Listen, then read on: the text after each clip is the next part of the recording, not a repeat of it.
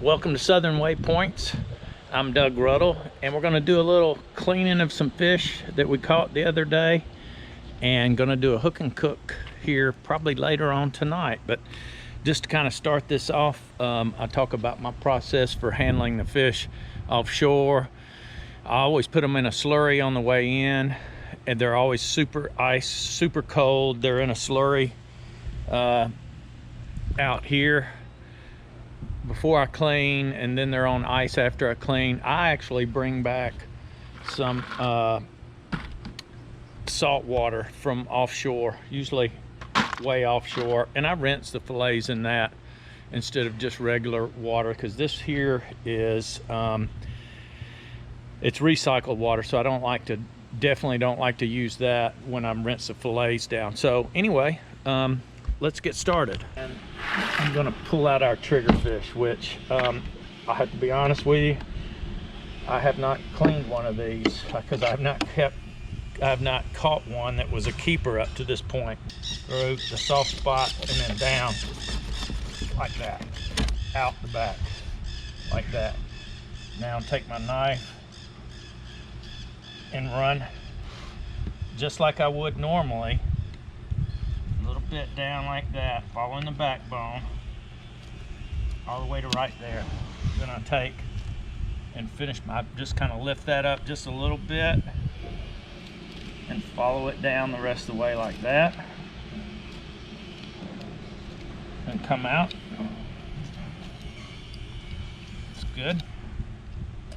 Now this is going to be the interesting part, the rib cage.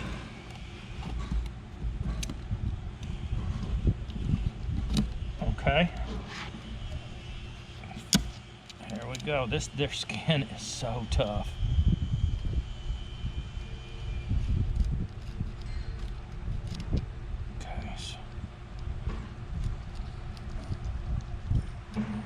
Okay, come on down. I've seen people skin them too. I don't know, that just doesn't look quite the way to do it. Now I'm going to do the same thing over here,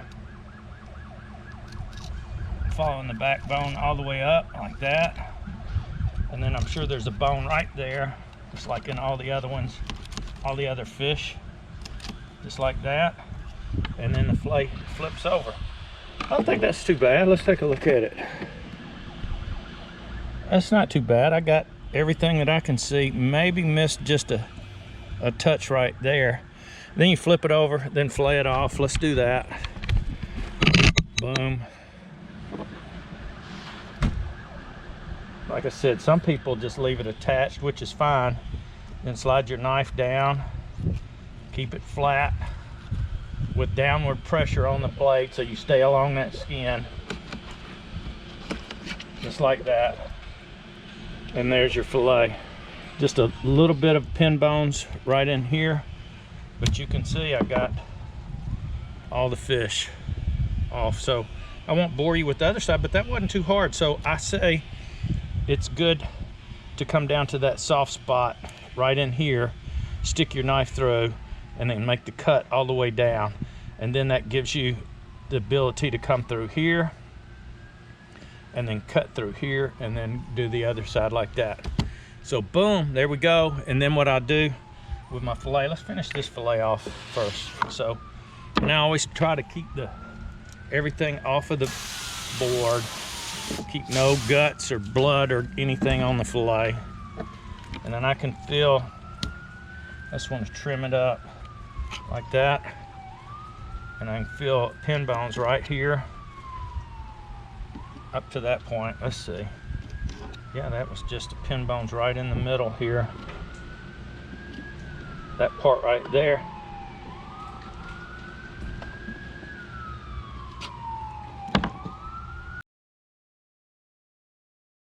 So there's your nice trigger fillet right there. And like I said, we're going to do a really good hook and cook, but I'll take a little bit of my salt water from offshore, just rinse it off. Can't feel any bones or anything in that. That's beautiful white meat. It's really good. There is a restaurant that I used to go to over in the Panhandle called Triggers. I don't know if it's still there, but boy, when you base a whole restaurant on one fish, you know it's got to be good stuff. So we're gonna do some really good stuff with this, and we'll see you back in a minute in the kitchen. Yeah. All right, here we are for the hook and cook portion. Super excited. We got all the fish cleaned, and our star of the show tonight is going to be the triggerfish. I was just thinking the other day that there used to be a restaurant in Pensacola called Triggers, and I think they sold out, but I remember that was the first time I ever had triggerfish. And if you haven't had it and you have a chance to, I would suggest to do it. So we have here all the beginnings of what's going to be a really, really good dish. We're going to have do some chopping of some shallots and garlic, and we're going to cook some applewood bacon, toasted pecans, red chili peppers, flakes, some fig spread, and some black mission figs, salt and pepper, and some white wine. So it's going to be a good dinner, and I didn't want to bore you with all the chopping and everything, but we'll be back and we'll put it all together so you can have this recipe as well and enjoy it at your house. It's a little sweet, it's a little savory. I kind of am a sweet and savory guy, so when we come back, it'll be chopped and ready. It's called mise en place, so we'll have our mise en place done. Hey, all right, here we are, like magic, like it's TV. We got everything chopped and prepared, but let's get started now. So what we're gonna do first, we cooked our bacon, and I chopped it here in the bowl, and we've got a little bit of the bacon grease left in there, and we're gonna start with some shallots. We can turn the heat up a little bit. We're going to start with some shallots in there. I would say, you know, that's one shallot, depending on how many people you're cooking for. I like a lot of onions in my food. I like onions in general. Let's get this out. So I'm going to saute this for a minute. We're going to add a little bit of salt and pepper in there. Salt and pepper is when you cook. The thing about cooking is you can ad-lib with stuff, but one of the things you want to remember is that to build flavors, you're building flavors, and so a little bit of time. Always season your food like that. So we're going to saute our onions, and we're going to add our garlic in here. We're going to saute. I like a lot of garlic. Mary likes a lot of garlic, so we're going to put that's probably 4 cloves of garlic in there.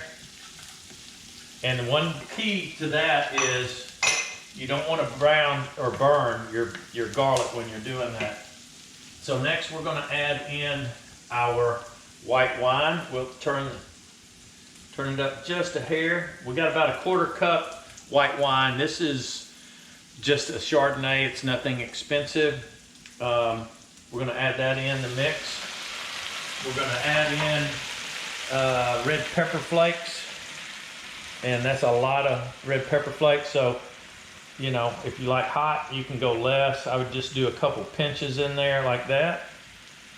Because what you got here is you've got sweet from the fig spread. You've got the salty from the bacon, and you've got a little bit of heat from that red chili peppers, and then that fish that we're cooking tonight, the triggerfish, all I've done with it, salt and pepper it, and you could bake this in the oven, so you cook your sauce ahead of time, and you could actually bake it in the oven, but we're going to do it in the skillet. We're doing everything on the top, so you can kind of see everything happening. So what we're doing now is we're just going to let this simmer down, but we're going to go ahead and add in our bacon. We'll put, I don't know, that's probably 3 pieces. I think I cooked 6 pieces of bacon. Let's just add, I like bacon. Let's put it all in. We're all in with the bacon. And now we've got our toasted pecans. I've cooked them in the oven on 300 for about 8 minutes just to toast them a little bit. So I'm gonna add those in the mix. That's probably a 1/4 cup of pecans in there. Now the fig spread, I'm gonna put a couple tablespoons of that in here, like that. I don't know, that's 3 ounces maybe, something like that. So we're gonna put this on, let it simmer. I think I'm gonna add a little bit more white wine in here. I feel like I need a little bit more. Yeah, let me get some more wine. Oh, let's see, it's what I am, look. It's what I am, barefoot, the Chardonnay. Oh, let's add some more in, turn the volume up. Yeah, there we go. That was more than a quarter cup, so that's a half a cup. So we're gonna let that simmer. And we got some rice over here already. Let's stir this in. I might even add a little bit more of that fig jam in here. That's looking good. I think so. I actually cut some of the fig preserves up just to kind of garnish them. Those are the Black Mission figs. We're gonna do just a little bit more, and then we're gonna reduce this, and it'll probably take 2 or 3 minutes. So meanwhile, I've got some oil heated in this skillet over here, and we're going to do the tilapia in it. And put a tad bit more oil. You don't need much. That may be enough right there, actually. I think it is. Let's stop there. And we've got some heat on there. Oh yeah, it's looking good. So triggerfish are awesome fish. Y'all saw me clean them. You saw the little trigger thing on the back of the fish. They have an armor plate on the outside of them. It's like impenetrable. And catching those fish is a challenge because they have these little small mouths, and they're known as bait stealers, especially when they're smaller. Like it's hard to catch one when they're smaller unless you're specifically targeting them. I caught that one, the triggerfish, on a jig head with, I think, some shrimp. I can't remember now, but they're not easy to catch, and they fight. The fight that they put up is incredible. So they're very fun to catch, and they're very fun to eat. So we're gonna put these 2 fillets in here now. Beautiful triggerfish fillets.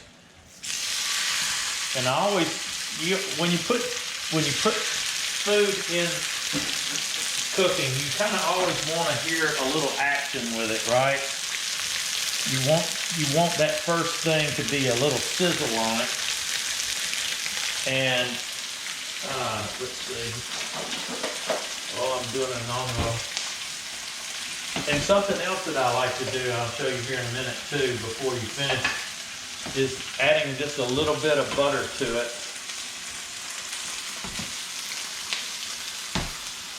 And I think cooking it on the skillet adds just another dimension. If you cook something in the oven, it doesn't give another layer of texture to it like the skillet will.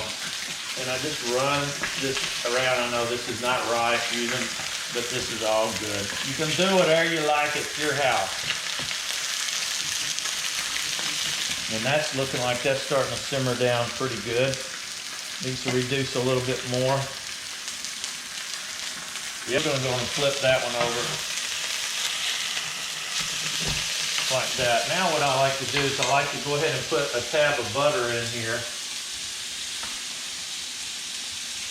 And you don't want to let the butter burn, obviously, but it just is there to help to add another layer of flavor to the dish.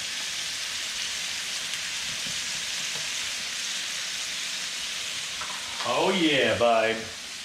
And our sauce is reducing down. Look at that, it's starting to reduce down a little bit. But this is a really, once you do the prep on this, and I said mise en place, that's having everything in order, you can see it comes together really quick. So we've got rice, we got some green beans, and we'll plate the rice here. Fish is going to be done here in just a minute. I just like to spoon some of this butter, some of this brown butter on there as we keep cooking it. And the fish is thin, so it doesn't take long to really finish it. And I don't know why I have a ladle doing this, but I do. I'm ladling the butter. Just like that. Looking good. And the sauce is reducing down, and we're going to turn that down. That's almost to the point where I like that right there. That looks good. Figs, bacon, pecans, garlic, shallots, white wine, red pepper, chili flake, or not chili, red pepper flakes, yes. So that's what we're doing. So let's go ahead and plate up some rice. This is my favorite rice. It's basmati. So we're gonna put a scoop of that. Let's put 2 scoops of that on the plate, like so. And we'll just go ahead and plate our green beans so we're ready to roll. Uh-oh, come over here. Super easy. Gotta have something green with the dinner, always. So our fish is ready. I can tell by looking and feeling and smelling. You can just tell how flaky it is right there. You can see inside, it's ready to go. So what we're gonna do is we're gonna plate our fish. And we're gonna plate it this side up, I think, like that. Yeah, there we go. That got a little bit nicer sear on that side. So let's move that over, and now we're just gonna come in. Oh man.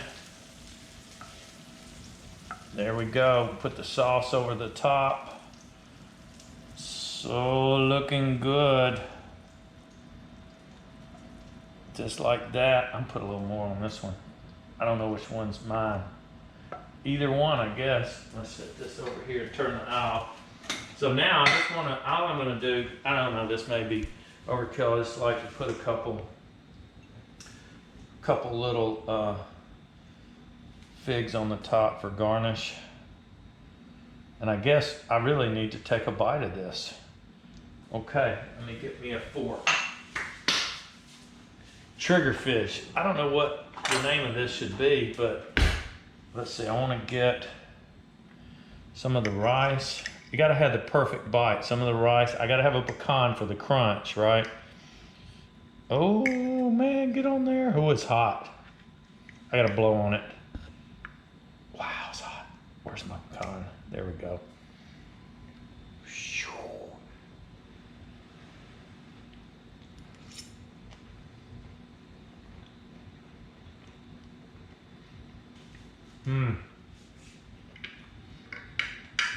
No, that's good. That's really good. Wow. The applewood bacon kind of hits me right in the beginning. And that fish is firm enough. If you see the meat is nice and firm, so it can stand up to this kind of sauce on there. The pecans, that different texture, and the sweetness of the fig preserves is really, really good. So if you want to try it, you know, you got the ingredients. You can make it more or less. You can leave out garlic, you can add garlic. You can do whatever you want with this dish. It's really good, and triggerfish is good too. I really appreciate you watching this. Thanks for tuning in. This was Southern Waypoints. I'm Doug Ruddle. Hey, if you like this video, click on it, say thank you, subscribe to us, and allow those notifications. We'll see you next time.